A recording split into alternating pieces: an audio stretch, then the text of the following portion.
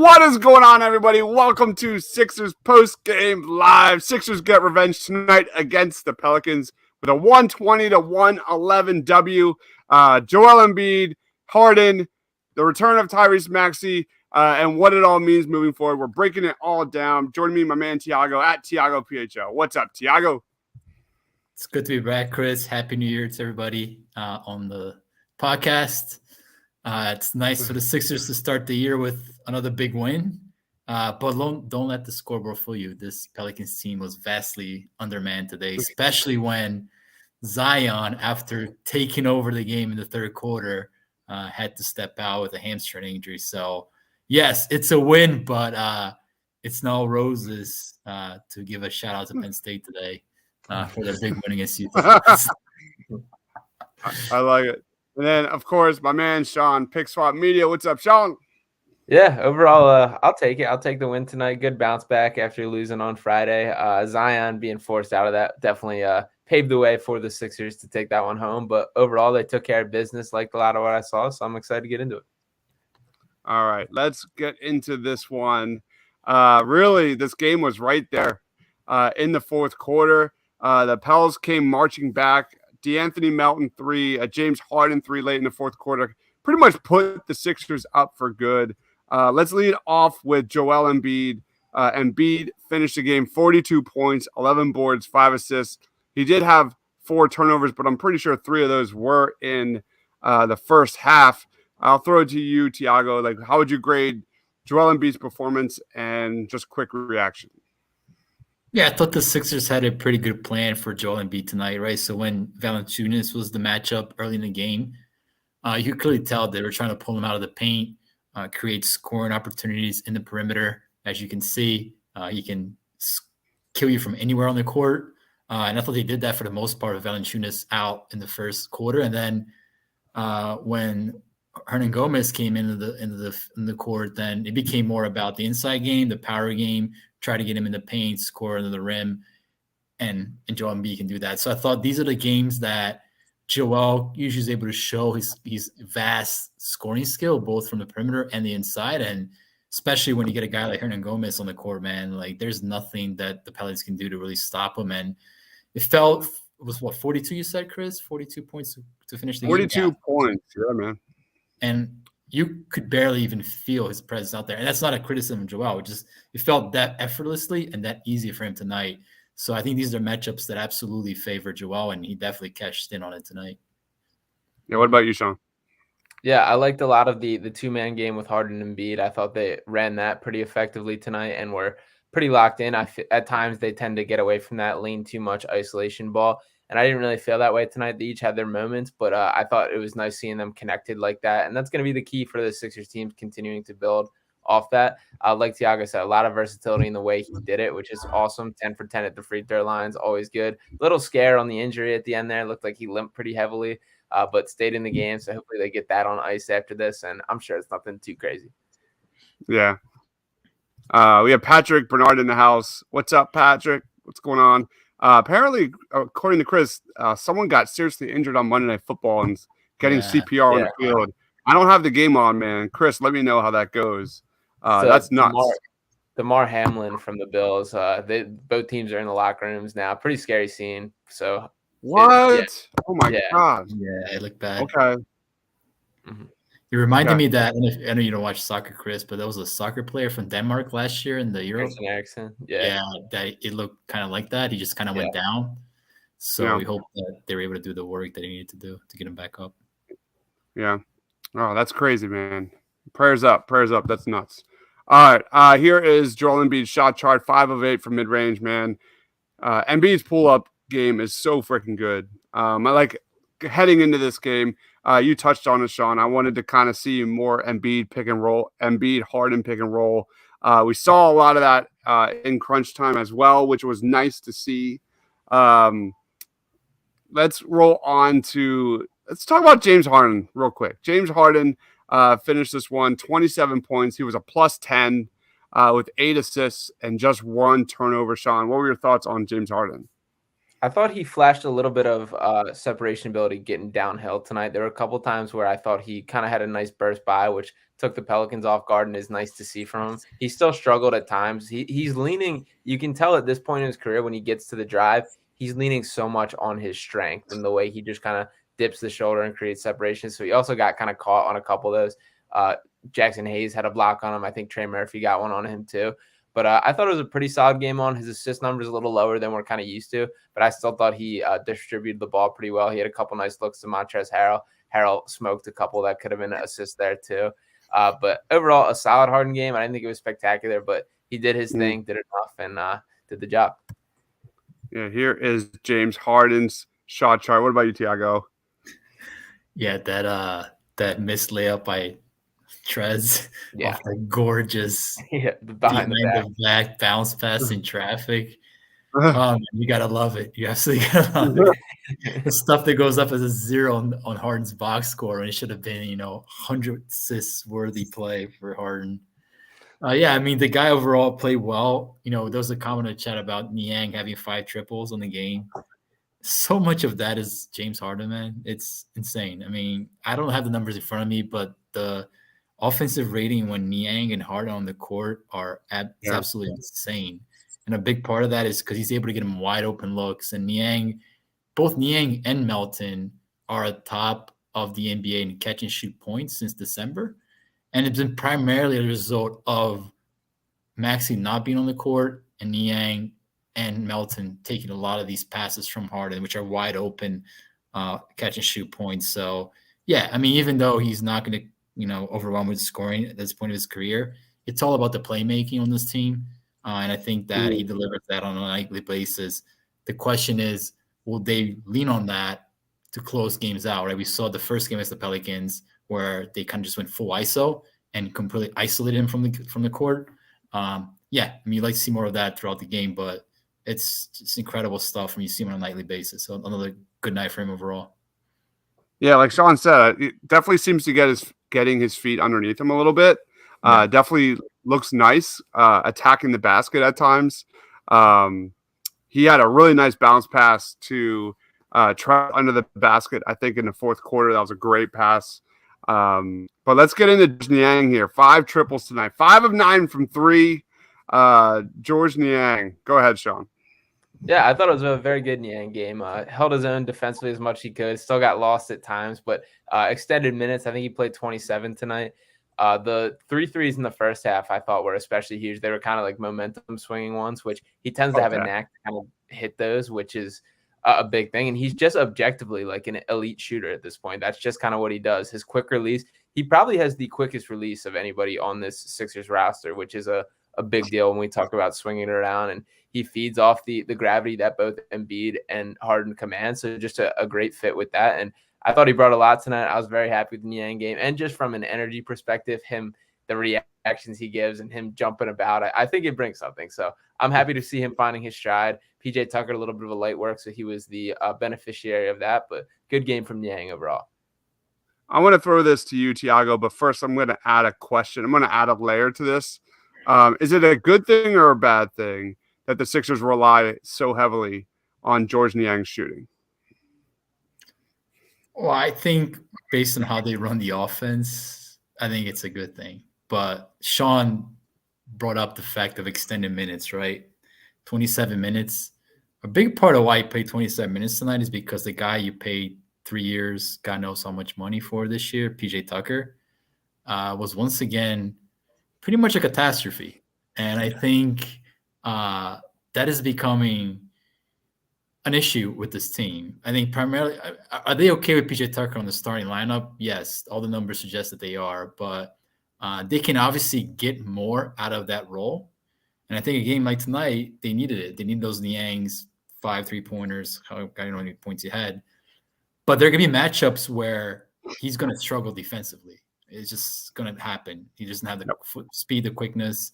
And are the Sixers willing to then go back to PJ Tucker if they're also getting nothing from PJ Tucker throughout the game? And that's really where, yes, everything looks great when he's fine, but then when he's not fine, where are they at? And I think that leads to a bigger point of Matisse Thybulle.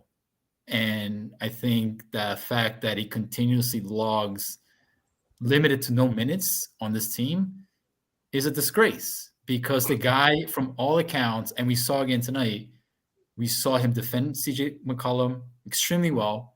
When he was in the court late in the first quarter with Embiid, when Zion came back in the game with CJ, those minutes they lost dearly in the first matchup. They completely annihilated New Orleans in those matchup minutes to close out the first quarter and open up the lead that kind of got him through the rest of the game. So I think everything's connected. PJ Tucker, Niang, Thybulle, but the big picture, Matisse Thybulle should be a big part of the team moving forward, and the fact that he hasn't is wild, to say the least. It's absolutely wild. So yeah. All right, let's roll into Tyrese Maxey playing a second game back from injury. He was a minus 18 against the Pelicans on Friday night. Tonight, Tyrese Maxey was a +2. He had 12 points, just 5 of 14 from the field. He had 3 turnovers, clearly struggling with the shot, clearly struggling defensively. Tiago, lead us off, man. Here's a shot chart. What's your take on Tyrese Maxey tonight and what we have seen so far? How many games are you going to give this guy till he's back and ready to go? Chris, I want him gone tomorrow. Trade him. Oh, Jesus. Oh, God. Guy was out for what, a month and a half, give and take. This stuff takes time, man. The NBA is about, especially a game of his, it's predicated on speed. You can tell it's not there. It's not there offensively. The rhythm offensively, specifically shooting, is definitely not there, as you can tell by all the red on the court. So that part of it, I'm not concerned at all. I think I like what the Sixers have done in terms of integrating him from the bench and kind of get his feet under him and go from there. So I think they're going to be fine with Tyrese. I thought that second half, he started getting a little bit of his bounce back. I don't know if you guys saw the same thing, but it felt like he was getting a little more in rhythm, attacking the basket and finishing at the rim, which is a big part of his game. So you hope he's able to build on that. I mean, my concern with Tyrese has always been defense. I think we can talk about as the year progresses, if the Sixers are serious about winning a championship, what that looks like on the court and what Maxey's minutes represent. But for the regular season, specifically now, I'm all for giving him as many minutes as he needs, because he needs to kind of get back into his old form. Yeah. What about you, John? Yeah, I totally agree. It's something that's just going to take a little time. Definitely still kicking off the rust. He still had some flashes. He's going to be fine for sure. He had a nice coast to coast one that he took, got an and one. Yeah. He had some moments where you can see the flash. It's just going to take him a little bit. This is the first time really in his entire life that he's been injured and out for an extended period of time. You just kind of got to roll with it. And especially with a guy whose game is built so much off the athleticism, off that speed, it takes just a little time to kind of get used to that, getting that same push off that foot, that same lift on a jump, everything that comes with it. So he's going to be completely fine. Yeah, I'm not worried in the long haul. It'll take him a couple games. Love it, love it, love it. Last but not least, let's roll into just overall reaction from Zion Williamson in this game. Zion had another solid game. He did get hurt in this one, but he shot 10 of 12 from the field, 26 points. He was a +6, 6 boards, 7 assists. Man, those physical gifts are just pop. Pop when you watch this guy, especially attacking the paint, attacking the rim. How defenses kind of figure out how to slow that guy down will be really fun to watch as he progresses in his NBA career. But Sean, what's your take on Zion Williamson? Yeah, he's an absolute freak. It's impressive, the blend of just size, strength, athleticism, and just burst that he has for a guy that as big as he is to be able to create that type of lift and that type of explosion is really impressive. And he's going to be a force for a long time in this league. I do think the Sixers had a improved at least strategy of keeping him than they did on Friday's game. Friday, I thought the game kind of really went at the Hay side when it was the Zion versus George Niang and Montrezl Harrell on the court. Kind of understandably so why that one went wrong. But I thought it was better tonight. I thought they did a good job just kind of containing him, kind of walling up that basket. We talked a little before this, talking about how he's similar to Giannis. He's going to face that same kind of Giannis defense where it's the wall of the paint. You force him to do that, and he's still a special player. there were times where even doing that, he found a way to kind of get up and under and float and make it happen. Very fun to watch. A little disappointing that he did come out with a hamstring injury, but very fun player. Yeah, Tiago? Chris, I think this guy stays healthy and plays his career out. He's going to be a top 5 player of all time. I really believe that.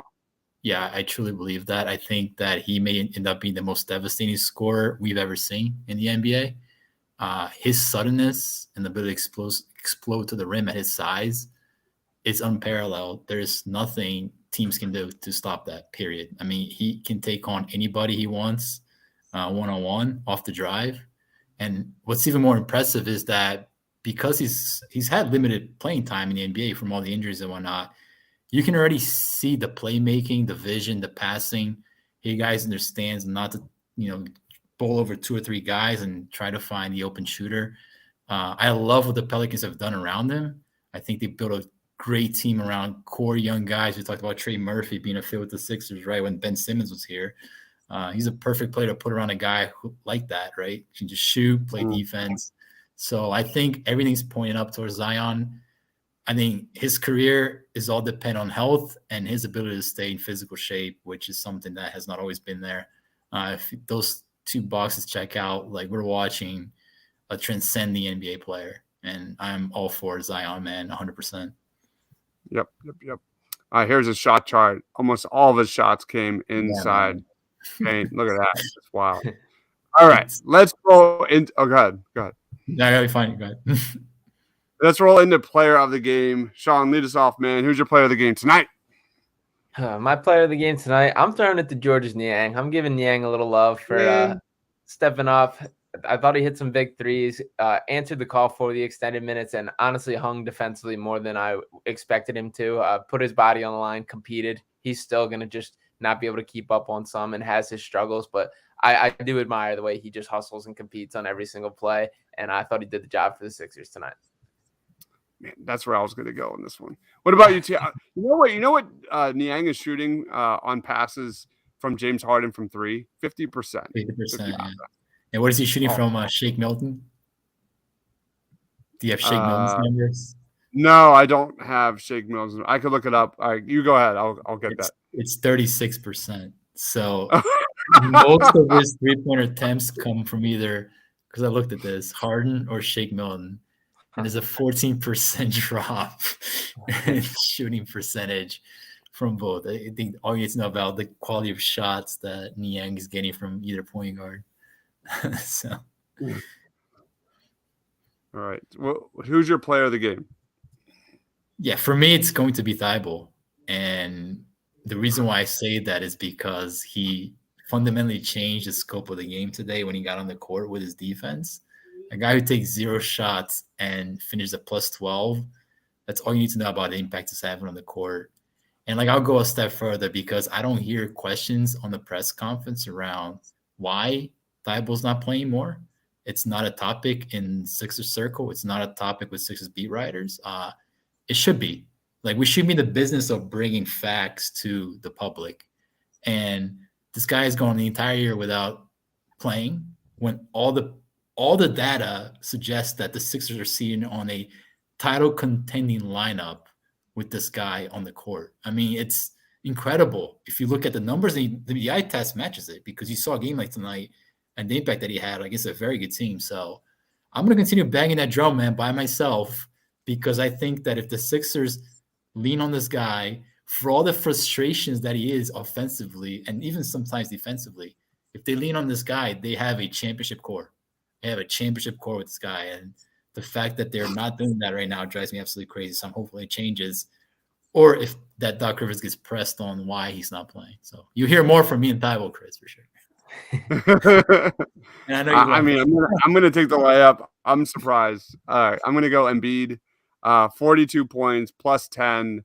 I was really impressed with his ability to get defense to offense. There was one play where Valanciunas was backing him down, and Embiid contested the shot, transition 3 on the next series for the Sixers. I thought he did a really good job in that area.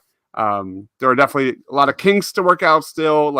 There are definitely times when there's too much hero ball. There's way too much guys just standing around and watching Embiid dribble the basketball. But when it's good, it's fantastic. Dude, Embiid in December is averaging 35.4 points per game. Just having a ridiculous December. So Embiid, it's just clearly Embiid. All right, that basically wraps it up. Tiago, I'll throw it to you first, man. Where can we find you? What do you got going on, man? Yeah, man, you can find me at TiagoPHL on Twitter. And right now, I don't have a lot going on other than just going back into the Sixers stuff and try to understand what they can look like moving forward for the playoff run. I think there's going to be a lot of games like tonight. Well, tonight ended up being kind of a blowout, but where they can really find out a lot about the team. And that's what I'm looking forward to, man. It's just understanding what they can look like heading into the postseason. I think the team has title contending qualities, but the pieces have to fit together. So I'm hoping that they do. Yep, absolutely. Nick chimes in, I'd trade Trez for a pack of Gatorade. It better be the Frost kind, the Frost Gatorade. Absolutely, I would do that too. Player of the game, bang, bang, George Niang. Absolutely agree, Nick. Sean stole it from me. Sean, where can we find you, man? What do you got going on? Yeah, you guys can follow me on Twitter at Sean_Bernard1. Check out all my written work on heavy.com. I got a link in my bio for that as well. And check out Pick Swap Media for all the podcast stuff and everything on there. And one more quick thought, Sixers-wise, and this goes into kind of, I guess, paving the way for some more Matisse Thybulle minutes. I don't understand why we don't just give PJ Tucker an extended break right now. Like, if there's something going on with the hand, if it's in his head, if it's whatever, it's like right now it doesn't matter that much. Let's take a timeout, replug, take it out, go back and see if it works a little bit from now. I don't see any downside in that giving him a couple games off. I know he got off New Year's, but there's definitely something not right in the way he's playing. And I feel like now is definitely the time to get it out of his system. It's not going to happen, Sean. He's playing 45 minutes next week. Yeah. Exactly. How many minutes did Harden play tonight? 38 minutes. A lot of minutes, man. A lot of minutes. Player of the game from Quinn is Zion's hamstring. That might be it, right? Yeah, that's a good one. All right. Most of my focus has been the NFL draft. So if you want top 10 rankings on every position in the NFL draft, offense, defense, it's up here. All my rankings are done, and I kind of moved on to a new series where I'm talking about biggest boomer bust, sleeper, most overrated, sure thing, each position. So I started that with quarterbacks last weekend, and I have one in the works on the edge rusher position. So go check that out if you love the NFL draft. I also got a juicy announcement to make when it comes to NFL draft stuff, but I can't do it just yet. It is confirmed, but that'll come down the line. Outside of that, just thank you everyone for watching. Thank you everyone for commenting. For Tiago, at TiagoPHL, my man Sean down there, Pick Swap Media at Sean_Bernard1. Stay awesome.